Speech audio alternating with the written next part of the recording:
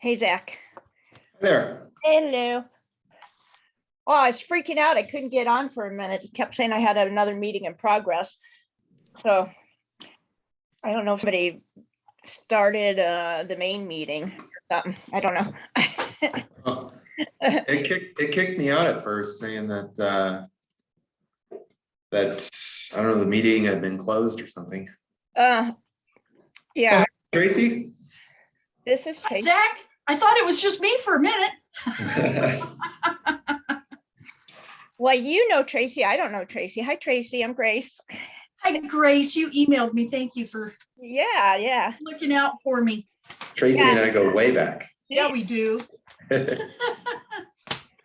Whereabouts are you, Tracy?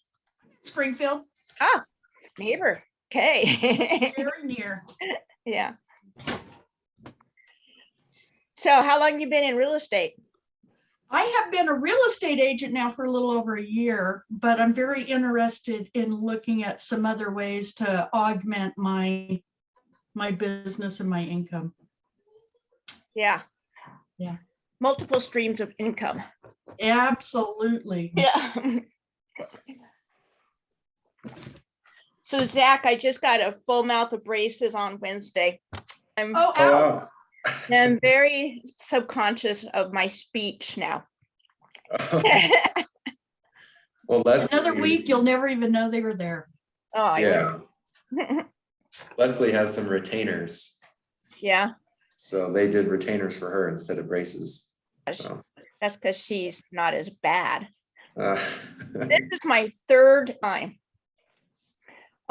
In 2017, I got my Invisaligns taken off and they wrecked my teeth up. It was bad. So Did they really? yeah. who are you seeing? I was seeing a dentist then. I won't do that. You have to see an orthodontist. Now Yeah. I'm seeing Andy Binion. He's good, I think. I've heard of him. Yeah, we all went through Niles, Dr. Niles. He's awesome.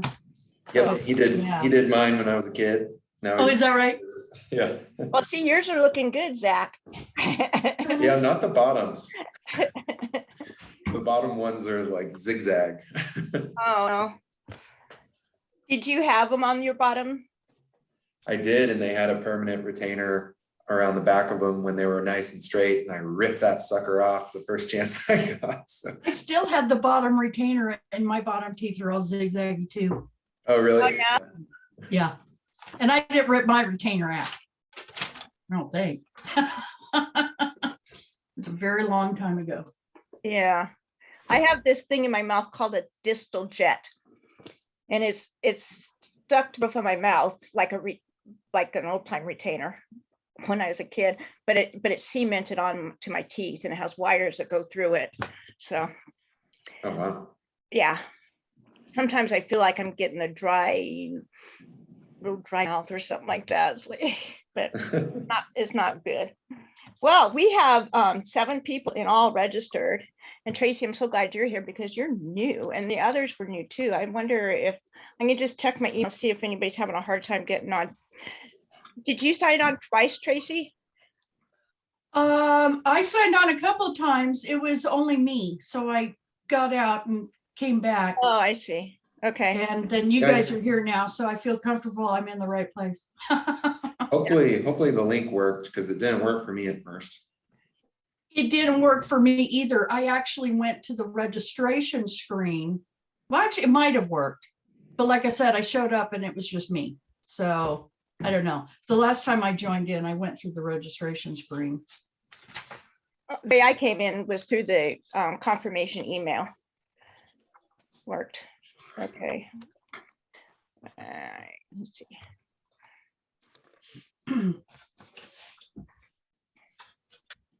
Tracy, did you meet up with Robin? No, we have an appointment scheduled to chat tomorrow, maybe? Maybe. Thursday, Friday, next week. When are we meeting? Oh, I think it's next week, actually.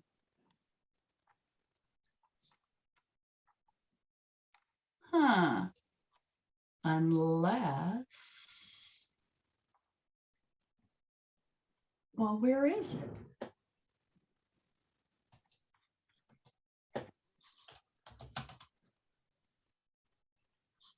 Wednesday, the 8th. That's tomorrow. And Oh, it's yeah. not on my calendar. So I'm glad you asked. Thank you. Yeah, you're welcome. I'm going to put that right on there right now. 1 o'clock.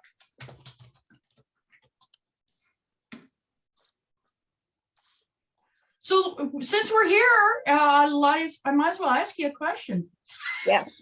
Shoot. So now, Zach, on the hard money lending, you were telling me that there is, that you look at the application, the whole thing with the home and the repairs and the estimates, blah, blah, blah. What are the personal criteria? Like if I wanted to come in and get some money, I've been in real estate for a year, so I understand it takes like 2 years of a commission-based business to be able to go out and prove your income for a loan. So how does For a that work with conventional you? loan. Yeah. Yes.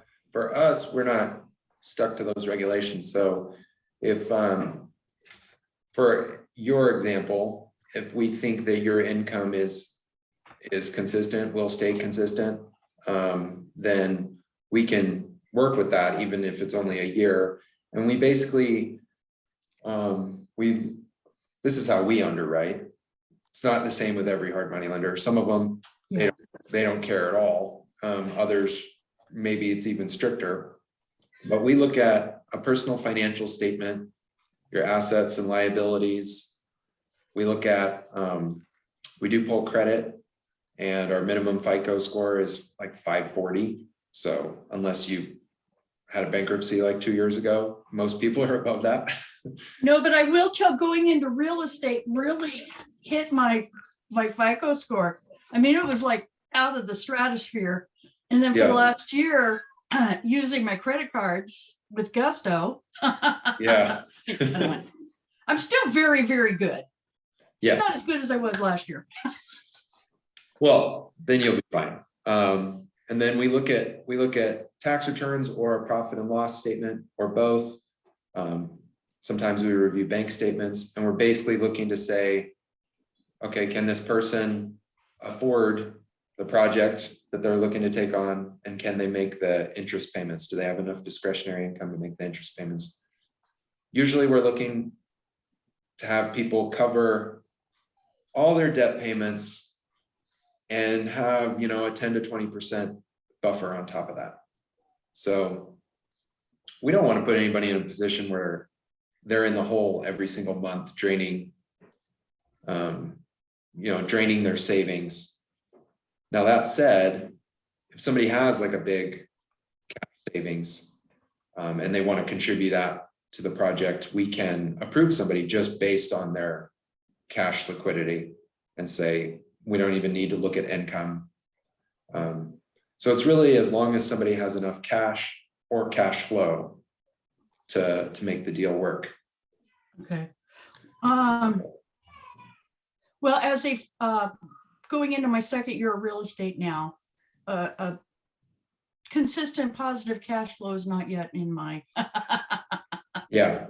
in my life. Some months are very, very good, and some months you just eat beans for a while. But feast or famine. Yeah, right. So that's why I'm kind of looking, because I would like to see a little more consistent, income stream. I'm looking at real estate investing, of which I know virtually nothing other than what I've learned from you.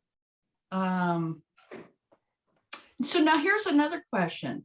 You see a nice little fixer, that you want to put in an offer in, and you got to get the bids from your contractors and all that stuff. What if that house is like, if that house goes like that, you know what I'm saying? How do you compete in time when you have to get all your ducks in a row, and in this market, time's not on your side? Yeah, we don't necessarily require professional contractor bids unless you really are green and have no idea what anything costs. Then I'd expect you to be looking at that property with a contractor. That's a great question for Grace too, because Grace knows all about quick rehab estimates, and all the investors in this group are great resources. And Oregon REIA provides a little system Grace, do you think you could share that? I am so ready. You're so ready. I am Yeah. ready, Tracy. So if you sign up I'm as a ready. member, I'm gonna it shows share you my screen here. common costs, and you can do a quick repair analysis on a property. So Zach, you don't know this, but I purchased this. I'm in a deal for this property right here. Oh, that was the Investor Max one, right? Yes, it was. Nice. And they listed it for 235. I got it for 220. And if the tenant, which is actually the daughter, it's an estate, doesn't get all the crap out, because this is order house, by within 30 days after my closing date, then I get $10,000 more. So I'll probably Oh. just offer her something to say, yes, just take it so I can have that 10,000 and get on with it. But so these are, you can see my little comps here Yep. in the area. There's the address. What's the software you're using? This is one that's provided by Pros that other thing that's going on right now. Yes. He goes through it really fast though. Okay, good. But you'll get the video of that. But anyways, Okay. that's it. And I just put in the address in my property leads here. You see all these leads, and then I clicking on the one that I just am in contract for. And the way this works is you go through it to find out what your repairs are. Now you see I've already done it for 51,752. My maximum allowable offer, that's MAO, maximum allowable offer, is 208, but I just told you I did 220. That's because my partner Tom really wanted me to get it, so, and he does all the work, so we just split the profit. So wait, sorry. So I'm going to show you the repair list here. It's a little slow. All right. So I will go through it. It said it had newer vinyl windows. So I didn't add windows. It said Property Max, who listed it, said it just needed the roof cleaned off. So I didn't put on a new roof. So I just figure it's going to need a new front door and a new back door and paint. Well, actually, this is vinyl siding. You can't paint vinyl siding too well. You wash it. So I actually could take that off of there. Hi, Mike. Hey, Hey. Mike. little late. Yeah. Then there is a detached garage, so I figure it's gonna need a service door. I did not see the garage doors, but it wasn't listed. Paint always in the inside. 3 bedrooms, 2 baths, so I figure there's 6 doors in the inside that are gonna need to be replaced, and then flooring throughout. New kitchen, and this is just like $10,000 is just a ballpark figure, and we just figure that out. Is that a number you came up with, or does this pre-populate with numbers? I think it's pre-populated with 7,500, and I've upped it to 10,000. Okay. I think 1.5 baths. This is pre-populated. All these numbers are pre-populated, and you can pick on Oregon. The Oregon average prices or national prices or your own prices kind of thing. So I start with Oregon. Plumbing, they listed on their thing, you might need plumbing. I'm figuring I'm going to need a sewer scope at least. I don't know. And then it's so full of stuff. I did find on our lid that it has baseboard heating, and I'm kind of worried then that there's going to be a lot of mold behind the stuff, but I just put in a furnace for that. And then $5,000 is, see what that was for, trash out. Yeah. Okay, so it comes up with these costs here, total there, and then you can also print a scope of work that I send these to Zach. Okay. Don't I? Yep.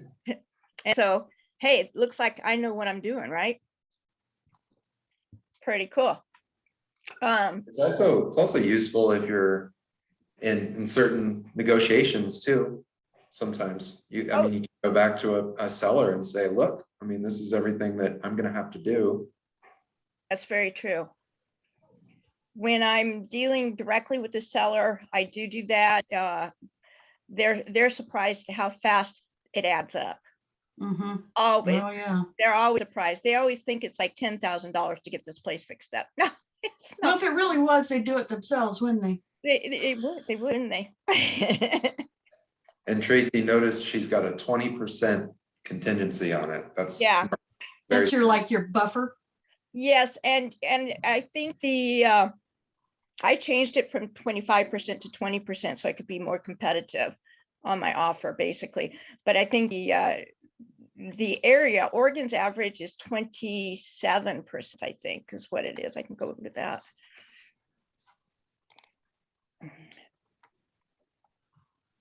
Repair estimate, clear all values. Where is that at? Oh, it's down the default rehab costs Yeah, did you see that? Oh, there next we to go. the print There it there. is. Yeah, thank you. Okay, so you see Oregon National and what I've got plugged in. Okay.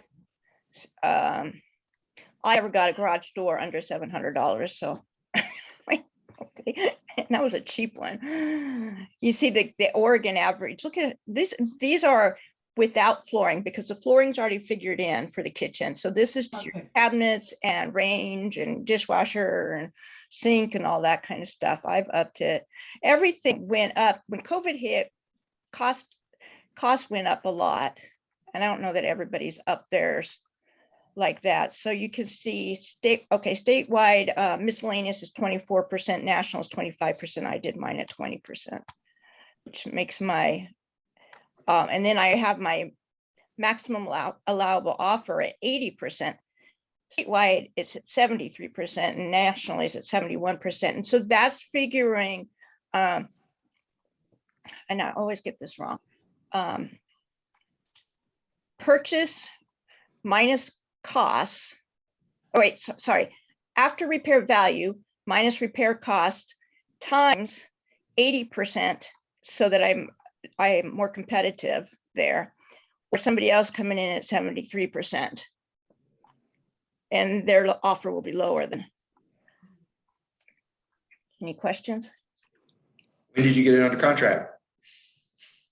Yeah, it's a contract. Yeah, When did it happen? last week. Nice. Yeah, this is a property that was on MLS. No, this is Okay, so this was an pardon me? wholesalers. Okay. Wholesalers in the from Portland area Okay. are very aggressive in getting and capturing leads and getting contracts. I'll quit sharing. Stop share. How quick do you close? February 25th is the closing date, and All then right. there's that 30 days more that we can get inside. Can't get inside for them to empty it out. That's the way their contract is. And that's why I was saying I'll probably offer something to get them to release that, and they're not getting it out. They're losing that 10,000. Let me just tell you. I'd rather have it faster. Yeah, Yeah, you saw the pictures, right? I did. Yeah. Yeah. Good for you. Got another one. Yeah.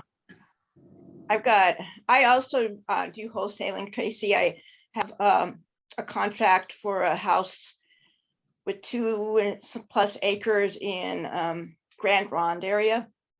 Nice. That has a 3-2 manufactured home on it from 1990 something. Yeah.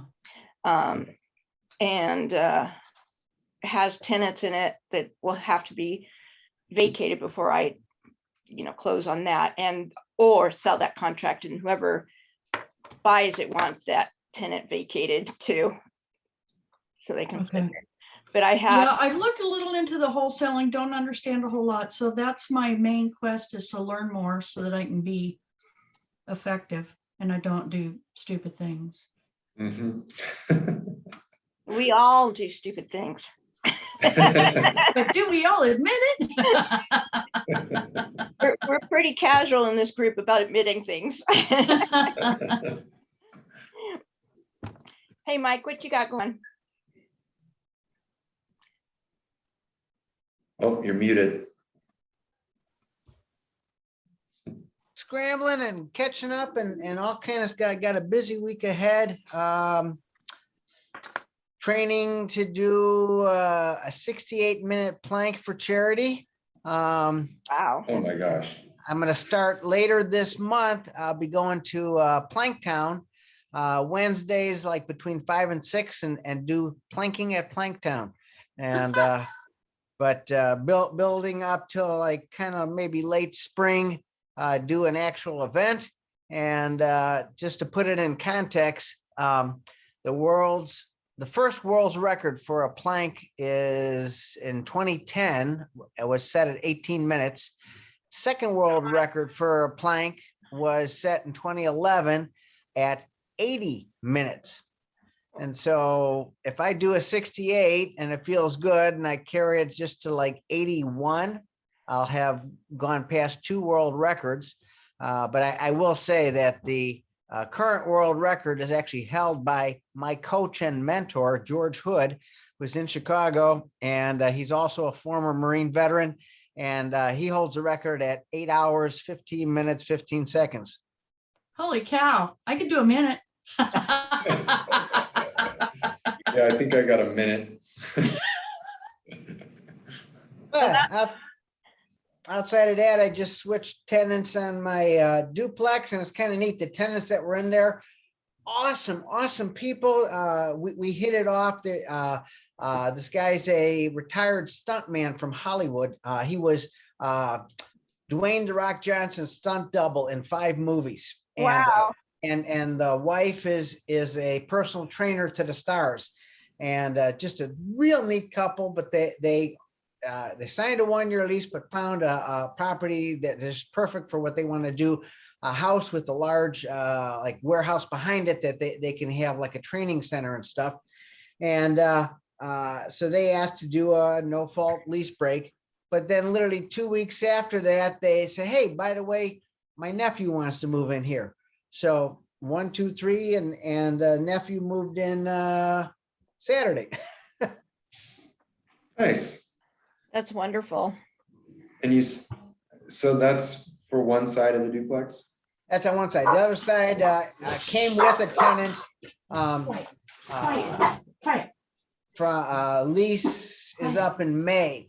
And so I got to put out a 90-day rent increase notice and all that kind of stuff. Damn. I just typed up my rent increase notices this weekend. 90 days for my tenants. They're all on month to month, so I can do a 90-day. And I hadn't done one rent increase since before COVID hit, so I think it was time. Tracy's got a yapper. Yeah. Now, my understanding is you need to give 90-day notice.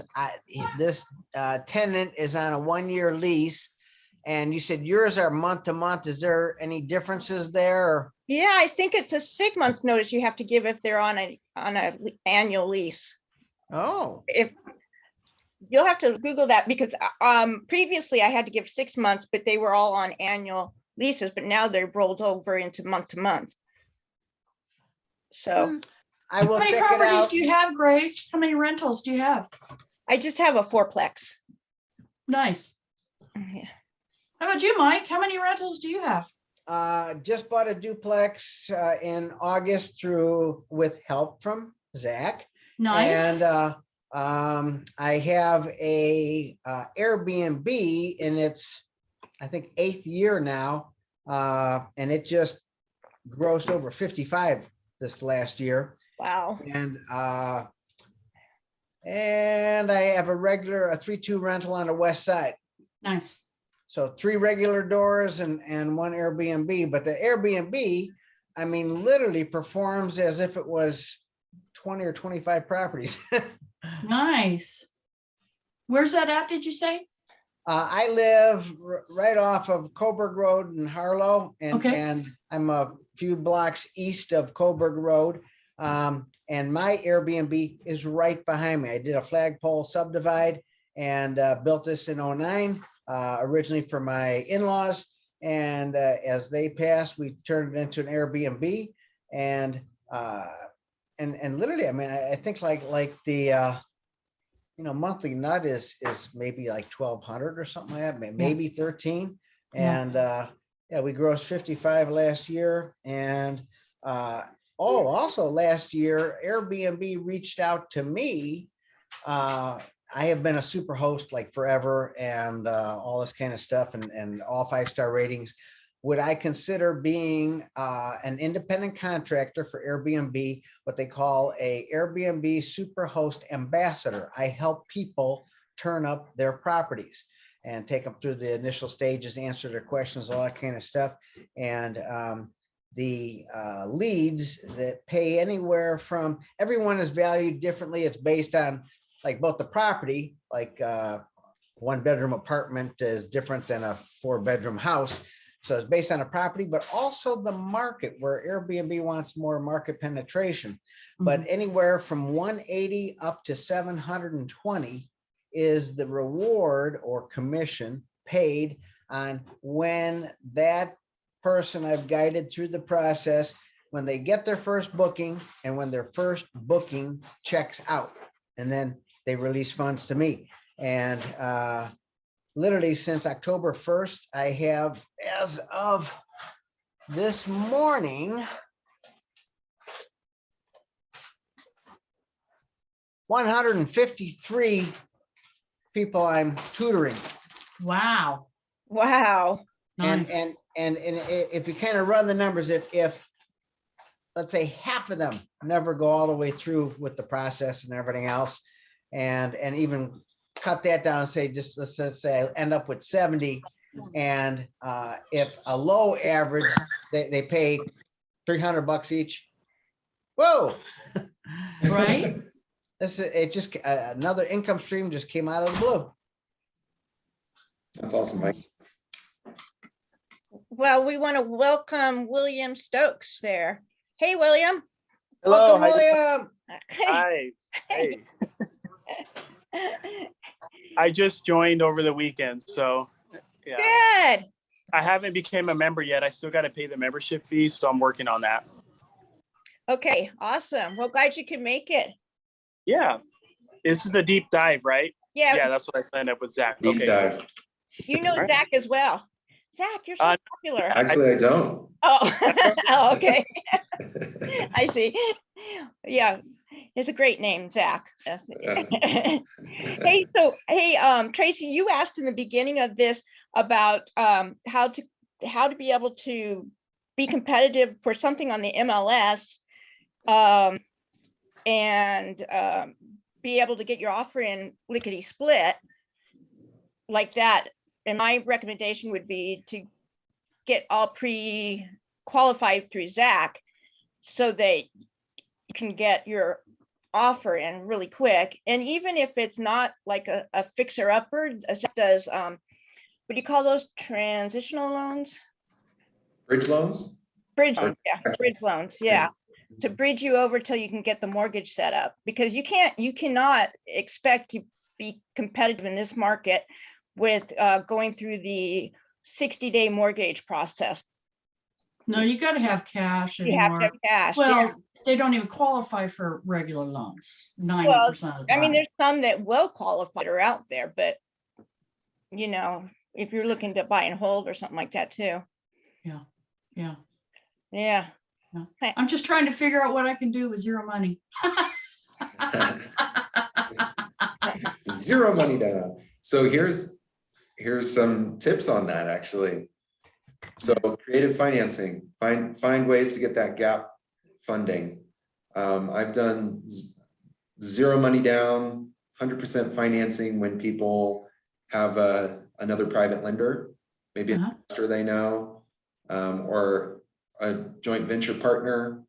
Somebody wants to take on an equity stake, or if you find a way that you can get a seller note, the sellers can carry a note if they're willing to subordinate to a lender like us, they could carry a note for 10 or 20%.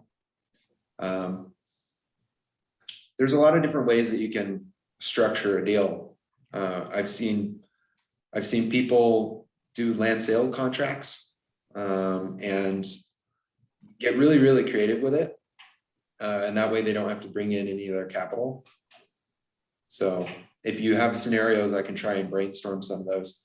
We did a scenario down in Medford where the guys, this was a well-qualified contractor.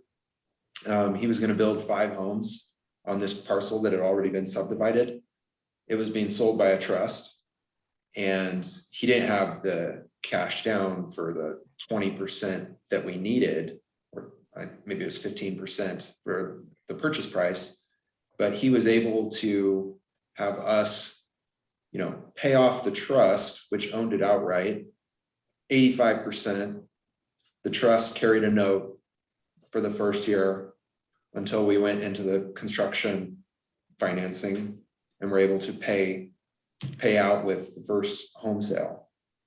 So I did one with some guys that bought a motel, and they had the sellers carry a small note of 20%.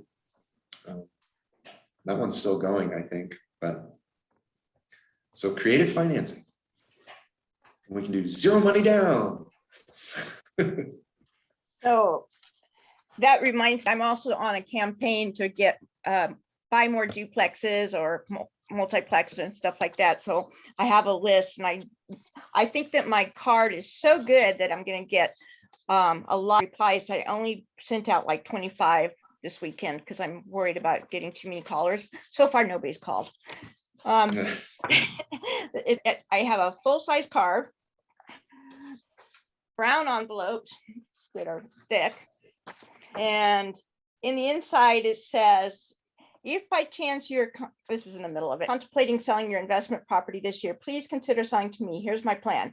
Buy without a realtor, buy with owner finance terms if possible, and close by the summer of 2022. That's just my bullet points in there. My husband thought it was good. I think it's good. Love it. Yeah. Just putting out there what I want. Well, Grace, since it's the deal deep dive, we don't have any other deals to workshop. What if we just dove into some real simple math, since we got a couple of new folks here? Okay. Yeah. Go for it. I'm going to share this spreadsheet. Can you guys see my screen? Yes. Yep. So this is something that I walk people through occasionally, some newer investors, just to show the power that leverage can have when it comes to starting a real estate investing business. So I want you to imagine a scenario where you had $300,000 of your own cash, and you were going to buy a fixer-upper. The purchase price was $250,000 and the rehab was approximately $50,000. So you said, okay, I've got $300,000 cash. I'm going to do this.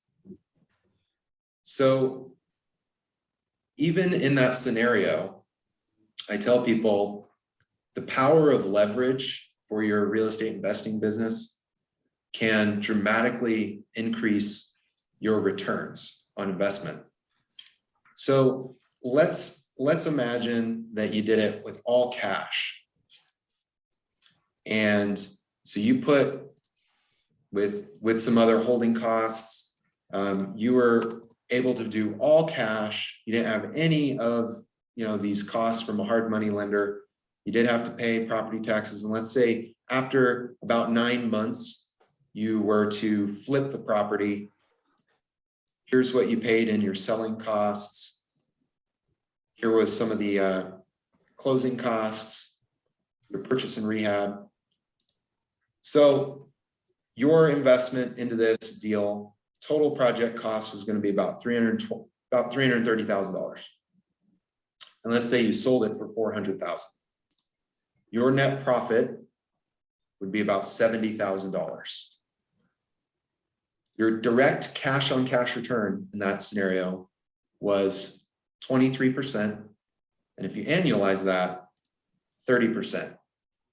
So that's your cash on cash return. And that's if you did it 100% cash, right? So take this same person who's got all that money to invest, and you tell them, let's do a hard money loan or a private loan. And let's say they were able to borrow 70%, or actually let's make it 65% to start. So 65% of the after repair value, let's say that's the private loan. So they take out $260,000 to do this deal. The actual capital they have to invest as a down payment, there's the yapper again, is just over $50,000. Add in an admin fee. The reserves that they would need to cover, say, interest expense and property taxes, things like that. I rounded up here just to be safe. It's like 30 grand. They have selling costs. Their total project costs, they're higher, right? Because they're paying for the financing. They have additional expenses associated with the loan. But they make, after the flip, let's say it's the same timeline, 41,000, but they've really only invested, they've invested 82,000 into the deal. So if you look at it like that, rather than committing 300,000 to the deal, they put in 80,000 or 82, and they make 41. So their cash on cash return is 51%. And they get to hang on to that other 220,000 that they have in the bank account for other opportunities, other down payments, other deals. Their annualized cash on cash return, 67% in this scenario. And if you put the leverage even higher, let's say they did 75% on their hard money loan. Maybe that bumps their interest rate up 11, maybe let's just say they go even at the very top end, they're paying like 12%, 4 points. That's like the highest our pricing would go for somebody. It actually shows an even better return by using the leverage, because they only have to commit 47,000 to the deal. They can hold on and preserve their capital for other opportunities. So I've actually met some local investors that I've shown this to, and they're doing one deal at a time with their cash, or they're bringing in a family partner, splitting the equity 50-50 so that they can do it all cash. And they're not borrowing, they're not leveraging. And like I said, they do one deal at a time because they are 100% committed to each project. The problem is their returns on each project are way smaller, borderline getting close to, what they might expect from like a really nicely performing mutual fund or something that's way more passive. And then they can't capitalize on any other opportunities. So those same types of people who have that ability to do it all cash, they can do multiple deals at once, maybe get them in different phases and really scale their business. At the same time, they can improve their direct cash on cash return with each deal that they do. So the power of leverage is important to understand in real estate investing. Another thing that people like to look at is like the Burr method. So I broke it down even into like a long-term hold scenario, just so you can see what like an annual cash on cash return would look like given certain parameters. This would be if, say, you acquired a rehab property or a rehab project. So Tracy or William, if you're unfamiliar with the Burr method, buy, rehab, rent, refinance, rinse and repeat. They teach that on Bigger Pockets. And the whole idea is that you try and do a cash out refinance after the property is rehabbed and rented. So I have this little spreadsheet here to help people try and figure out their long-term annual cash on cash return of an investment. Unfortunately, it's not necessarily the best deal that we're looking at here, because somebody would have to expect to charge $2,500 a month in gross rent. So this would have to be in a really nice area. You know, holding on to a local rental is tough in especially Eugene. But yeah, if somebody wants to look at this spreadsheet, let me know. But the main thing I guess I wanted to share was just the idea that with leverage in real estate investing, especially when you're flipping, you can really increase your cash on cash return and give yourself the ability to capitalize on a lot of different opportunities. So yeah, that's my little shtick. Love it. Mike, Grace, you got anything to add to that? Well, you might be wondering why I didn't show up for a loan on that F Street. Just because my HELOC finally got approved. Oh, good. Good for you. Finished HELOC, so now I have $330,000 in my bank account. Hey, there you go. Now, so if we were to look at that. Yeah. And that's a 5%, probably 5.5%. And yeah, with zero. So that's going to be pretty good. How much you buying it for? 220, and hopefully 10,000 less. And you're going to flip it? Yeah. Yep. You quickly got the numbers in there. Yeah. How fast are you going to do it? You know, Zach, I don't do anything fast. Yeah. I've yet to do one fast. Let's give you a year. It's gonna be 6 months at least. We'll call it 12. I would like Tom to move faster, but it just doesn't happen. Well, let's see what's my formula doing here. I'm not sure what the formula is doing. Can't mess that up. My formula's broke. Uh-oh. Back. Maybe you can do the back thing.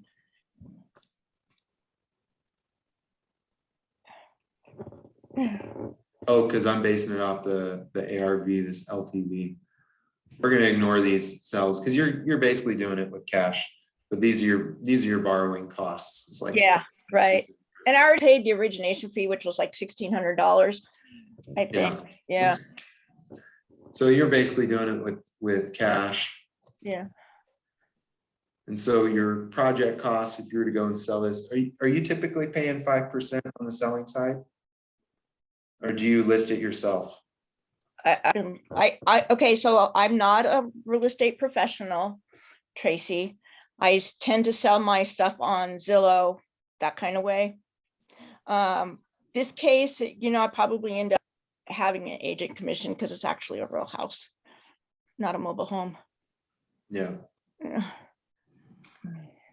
So my formulas are all off, but you're basically committing the 317,000. I think my ARV is only 350. 350. Yeah. It's pretty thin deal, really. Yeah, your nugget at the end is going to be about 38. Yeah. But my $50,000 in repairs won't really be that much because Tom does all the work and we split the profit then. So I'm not paying, very rarely do I pay for a professional on anything. I mean, I'll do like an HVAC service, that kind of thing. If I need an electrician, I'll get an electrician, but So here, if you hold that thing for 9 months, 5.5%, I'd say 9 months.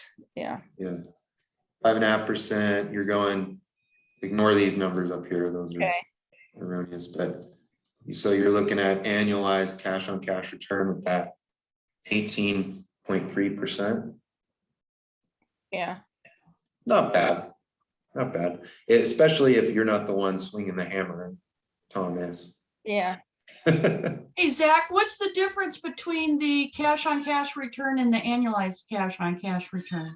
So in this scenario, she's holding the property for 9 months.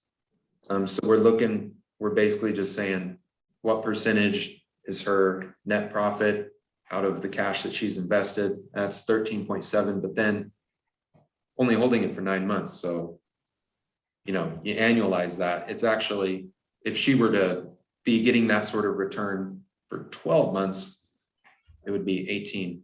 In other words, if I flipped, like immediately purchased another one on the same plan, and 3 months into it, I would, it's just a way of looking at your annualized cash on cash.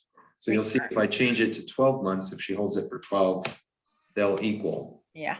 cash on cash and Oh, annual. okay. But if she were to get in and out of this thing in 6 months, well, she has 15.2, but then for the year, if she were to repeat that for the second half, Yeah, 22, she makes double of the 30%. that's right.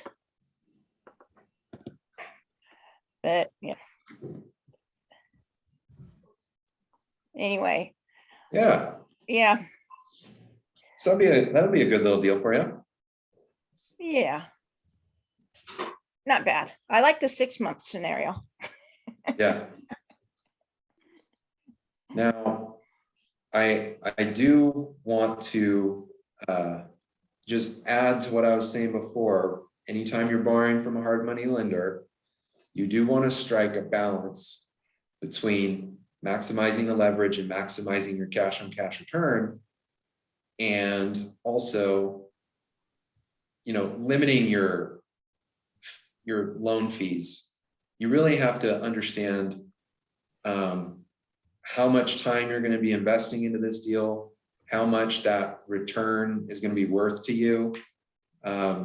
So if you're paying out, let's say you got 25% loan to value, and the lender's charging you, like I threw in this example, 12% and 4 points, and you're holding it for an entire year, and you're going to be putting in your sweat and labor into this deal, that lender is basically getting 16% on the deal.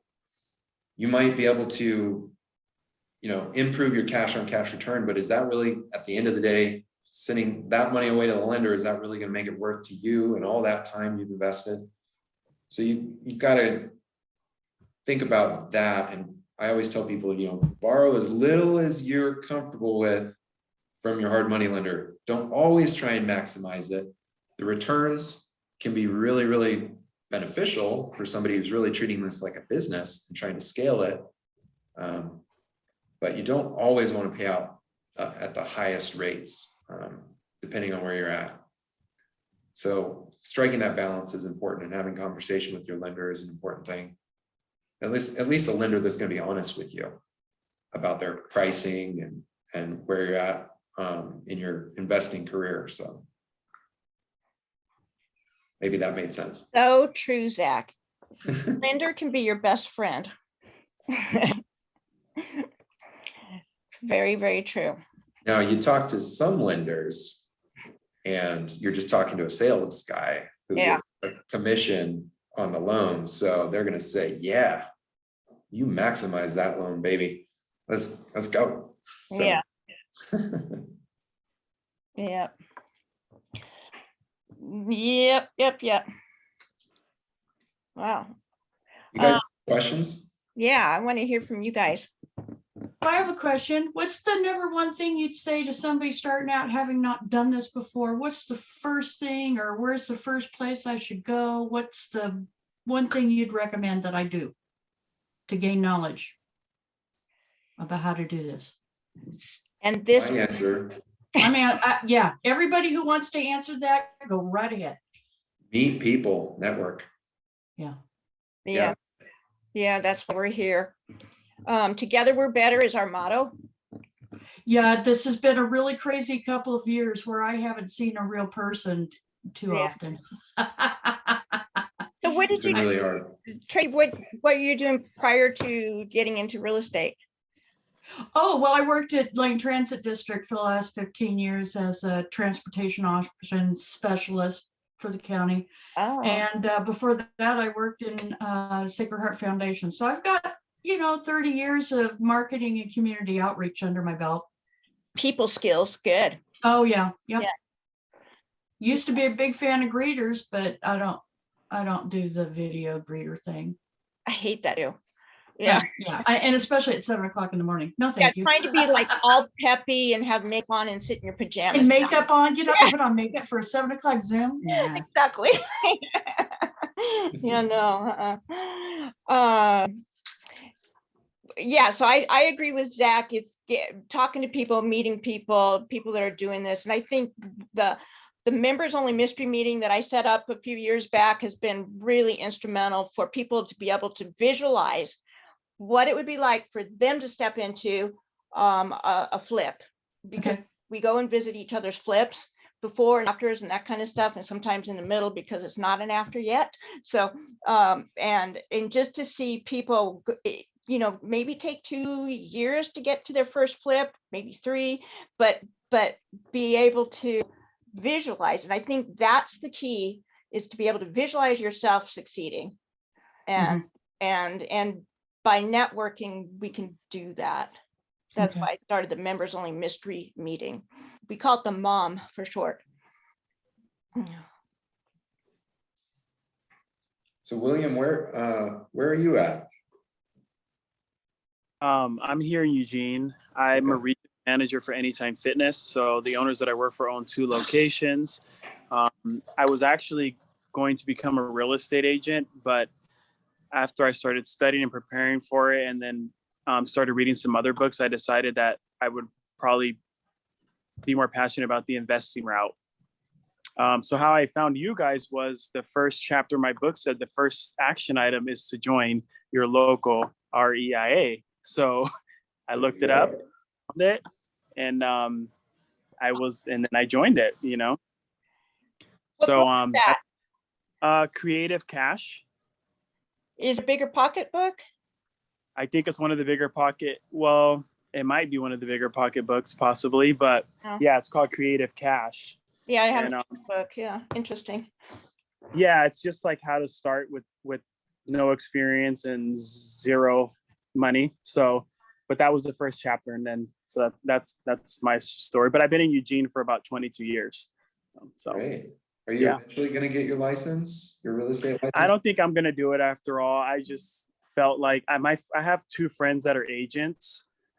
They're in the field, so I just figured I think investing is just where I just want to learn everything that I can about it, and I think that's what I'd rather pursue than having to go through the whole process of getting my license and finding a principal broker to work under. And I'm like, I don't think I want to do that. And I'm getting older, I'm 30, I'm stop 36, so I'm probably still young, yeah. But it's like I just felt like I didn't want to commit to it. My aunt, she's like a broker in Los Angeles. She used to own her own office, and she was a principal broker. And so I learned a lot about the industry from her, but I just decided that I think I'm going to be more passionate about the investing, flipping. I mean, the BRRRRs, I want to try as much as I can to kind of see which one I like, So, Yeah.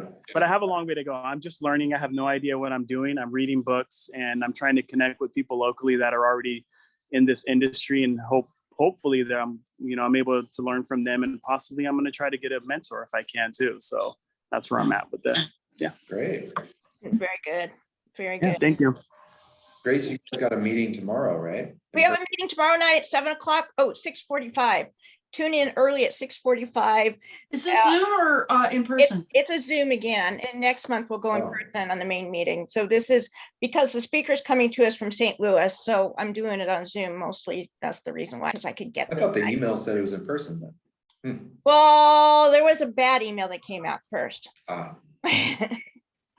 And so, but no, this is on Zoom and it's on processes. Basically, we talked at the marketing meeting about what people wanted to learn most, and it turned out processes was like a big deal. So this is by REI Black Book out of St. Louis, and they'll be talking about basically processes and how to keep up on your leads. If you've got a lead pipeline, and how do you remember to get back to them, and then set up timelines and that kind of stuff. Very good for realtors too. Anybody in sales it's good, but this happens to be real estate focused. Yeah. I got a question. Oh, You're on. I got a question for William. Anytime Fitness, 2 locations, there's one on Division and one on 6th, correct? There's one in Cottage Grove. The one on 6th is the owner, the one who owns the one on 6th. He actually owns the one in Springfield. So the couple that I work for, they own the one in Eugene and Cottage Grove.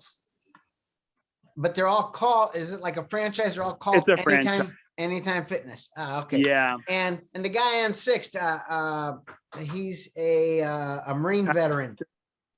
I'm trying to remember. What? I think it's a chiropractor thing. I don't know if that's the guy. Oh. Maybe. I might be wrong. I don't know.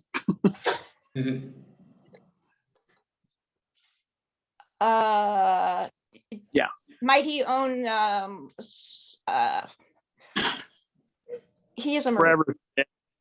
It's What? like called Forever. It's called Forever Fit. If that's what I think you're talking about next laundromat off 7th. I'm having a brain fart here. Sorry. He used to be a member of our Oregon REIA, and if it's who I'm thinking of, and he owns Osteostrongs too. And yeah, that's Freeman. yeah, Mark Freeman. Yeah. Yep. Matt Freeman. Yeah. Matt Freeman. And he is a Marine. Yeah. Yeah, he's got Osteostrong. I'm thinking about another guy, a young Marine veteran. That's You're in Fitness, Aaron Orton. Aaron, yeah. Yeah. I worked for like in 2010. I worked there for about a year. And what's the name of that place? Genuine Fitness. Genuine. Okay. Yeah. Sorry about that. Okay. Oh, it's fine. I know the whole fitness community, so I literally go to so many different gyms, and I've literally 2018, 2019, I competed Battle for Eagle, bodybuilding competition, Master Division, men over 60 and stuff. So wow. I'm in the game. He's nice. planking at Planktown. It's gonna be planking at Planktown this spring. Planking at Planktown. I'm yeah, you missed the first part. I'm training now to do a 68-minute plank for my birthday, but I'm gonna do plank minutes for pledges for a nonprofit. I'm raising money for Square One Villages. Oh, it's amazing. Nice, Oh, nice. that's great, Mike. You didn't mention that part. Yeah, that would have been a good part. Good. When is this happening, Mike? Probably like I want to say late May, something like that, the actual event. And Planktown, I met with them a couple times, and so starting maybe second half of this month, I'll be going over there Wednesdays between 5 and 6. I'll even have like a little easel with like some information, what's this all about, and building up to the event itself. Might do it at Planktown. They do a thing where, like, they give you a percent of the sales from 5 to 9 on the evening of an event and stuff like that. Yeah. And so kind of working out the details, but the biggest part is the training. But just like a year ago, I did a 50-minute and 4-second plank. So 68 is very doable. Nice. Wow. That's crazy. I know, right? I think that about marathon runners. Well, thank you, Zach. Thanks for the great info and teaching and going through your spreadsheet with us, and everybody. Thanks for coming on. Hope you all be back tomorrow night at 6:45. Speakers. Yeah. Speaker. Thank you. Yeah. Okay. Thanks, everyone. Bye. Thank you. I'll be on tomorrow. Thank you. Okay, great. Bye. All right. Bye.